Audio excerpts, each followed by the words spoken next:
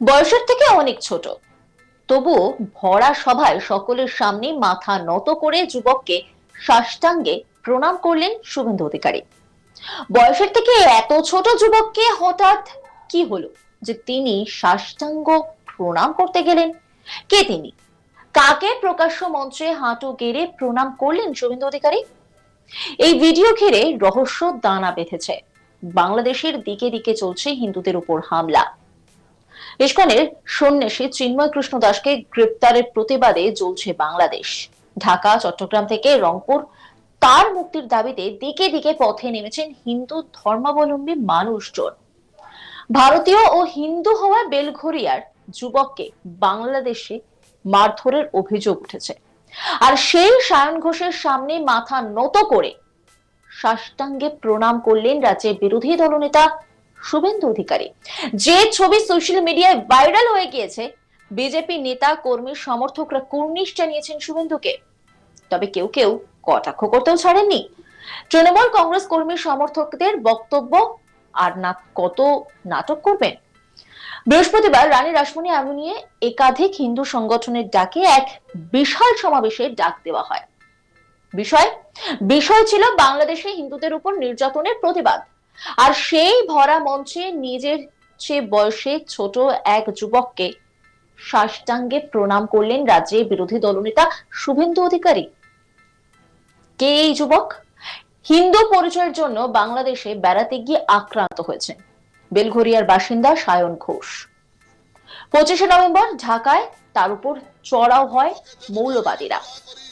বৃহস্পতিবার রানী রাসমণি অ্যাভিনিউয়ে সনাতনী সংগঠনের সভায় ডাকা হয়েছিল সায়নকেও। আর মঞ্চে সায়নকে সকলের সামনে উত্তরীয় পরিয়ে দেন বিরোধী দলনেতা। আর তার উপর সায়নের সামনে তিনি শুয়ে পড়েন এবং সাষ্টাঙ্গে প্রণাম করেন তিনি। তাতে দৃশ্যতই ইতস্তত বোধ করেন যুবক। হাত জোর করে নেন তিনি। সামনে বসেছিলেন কার্তিক মহারাজ, তিনিও নমস্কার করেন। মঞ্চে বক্তব্য রাখতে উঠে কার্তিক মহারাজ জানান, ত্রিপুরা সরকার যেমন খাবার পাঠানো, লরি পাঠানো যেমন বন্ধ করে দিয়েছে, আমরাও পেট্রোপোলে শুভেন্দুর দার নেতৃত্বে লরি বন্ধ করে দিয়েছিলাম। আমরা হেলিতেও বন্ধ করে দিয়েছি। আগামী দিনে যদি ভারত সরকার আমাদের কথা না শোনে, বাঙালি হিন্দুদের পাশে, বাংলাদেশের পাশে না দাঁড়ান, আমরা একের পর এক বর্ডার লক্ষ মানুষকে নিয়ে বন্ধ করে দেব। আমরা আগামী দিনে সেই সিদ্ধান্ত নেব। কার্তিক মহারাজ তিনি কি বলেছেন শোনাব আপনাদের। ত্রিপুরা গভর্নমেন্ট যেমন হসপিটাল, লরি সব বন্ধ করে দিয়েছেন, খাদ্য, আমরাও পেট্রোপোলে আমাদের মাননীয় শুভেন্দুদার নেতৃত্বে সেখানে আমরা লরি বন্ধ করে দিয়েছিলাম, আমরা হিলিতে বন্ধ করে দিয়েছি। আগামী দিনে ভারত সরকার যদি আমাদের কথা না শোনেন, আমাদের বাঙালি হিন্দুদের পাশে, বাংলাদেশের পাশে যদি না দাঁড়ান, আমরা বর্ডার একের পর এক বর্ডার আন্দোলন করে লক্ষ মানুষকে নিয়ে উপস্থিত হয়ে বন্ধ করে দেব।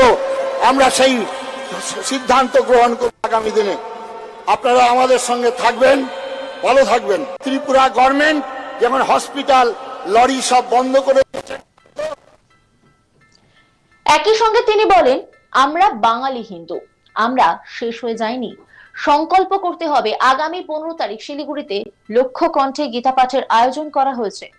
এতে সকলকে অংশগ্রহণ করার জন্য আবেদন করব। মুসলিম ভাইদের সমস্ত রাজনৈতিক দলগুলোকে অনুরোধ করব, সবাই আসুন, আমরা ভারতকে রক্ষা করব। আমি গর্বিত, আমি হিন্দু।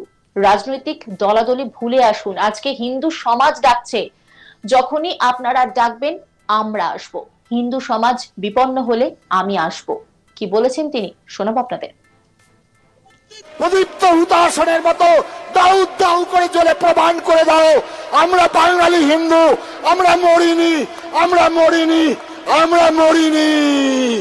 শুধু ফুলে নয়নে জলে কাকুতি মিনতি গানে পূজা নেব না তো, এবার সংকল্প করিতে হইবে অসুর বদিবার, তবে হবে বিশ্ব মাঝে বাঁচিবার চির অধিকার। দুর্গম গিরি কান্তার মরু দুস্তর পারাবার লঙ্ঘিত হবে রাত্রি নিশীতে বাঙালি হিন্দুরা। হুঁশিয়ার, হুঁশিয়ার, হুঁশিয়ার। 15 তারিখে আগামী শিলিগুড়িতে লক্ষ কণ্ঠে গীতা পাঠের আয়োজন করা হয়েছে। এই গীতার অংশগ্রহণ করার জন্য ফণির্বন্ধ অনুরোধ করব। শ্রীমদ্ ভাগবত গীতা সারা বিশ্বের বিস্ময় ধর্মগ্রন্থ, হাজার হাজার বছর যাবৎ মানব জাতির কল্যাণে নিয়োজিত। এই গীতা পাঠের অংশগ্রহণ করার জন্য ভারতীয় ও হিন্দু হওয়ায় বেলঘরিয়ার যুবককে বাংলাদেশে মারধর করার অভিযোগ উঠেছে। আর সেই সায়ন ঘোষের সামনে মাথা নত করে সাষ্টাঙ্গে প্রণাম করলেন রাজ্যের বিরোধী দলনেতা শুভেন্দু অধিকারী, যে ছবি সোশ্যাল মিডিয়ায় ভাইরাল হয়ে গেছে। বিজেপি নেতা কর্মী সমর্থকরা কুর্নিশ জানিয়েছেন শুভেন্দুকে, তবে কেউ কেউ কটাক্ষ করতেও ছাড়েননি। সেই ভিডিওটা একবার দেখাই আপনাদের। আমরা সনাতনী একটা বৃক্ষকে দেবতা জ্ঞানে পূজা করি। আমরা সনাতনী, আমরা একটা পাথরকে देवता कहने पूजा करी। घर में घुस के मारेंगे, जिस घर से अफसल निकलेगा उस घर में घुस के मारेंगे। আমরা সনাতনী, আমরা দেবতাকে একটা বৃক্ষকে দেবতা পূজা করি। আমরা একটা পাথরকে বৃহস্পতিবার রানী রাসমণি অ্যাভিনিউয়ে একাধিক হিন্দু সংগঠনের ডাকে এক বিশাল সমাবেশের ডাক দেওয়া হয়। বিষয় ছিল বাংলাদেশে হিন্দুদের উপর নির্যাতনের প্রতিবাদ। আর সেই ভরা মঞ্চে নিজের চেয়ে বয়সে ছোট এক যুবককে সাষ্টাঙ্গে প্রণাম করলেন রাজ্যের বিরোধী দলনেতা শুভেন্দু অধিকারী। হিন্দু পরিচয়ের জন্য বাংলাদেশে বেড়াতে গিয়ে আক্রান্ত হয়েছেন তিনি। বেলঘরিয়ার বাসিন্দা। 25শে নভেম্বর ঢাকায় তার উপর চড়াও হয় মৌলবাদীরা। বৃহস্পতিবার রানী রাসমণি অ্যাভিনিউয়ে সনাতনী সংগঠনের সভায় ডাকা হয়েছিল সায়নকেও।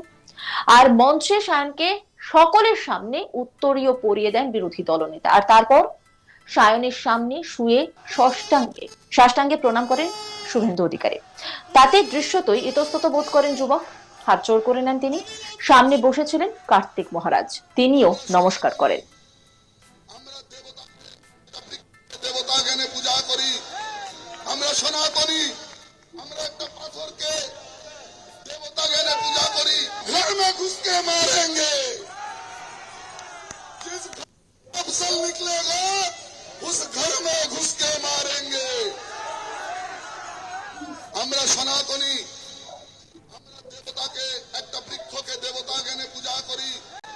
আমরা সনাতনী, আমরা একটা পাথরকে দেবতা জ্ঞানে পূজা করি। আমরা সেই সনাতনী যারা ধূম্রপান, আমরা সনাতনী। নজর রাখুন আজ তাক বাংলার ইউটিউব স্ট্রিমিং এ।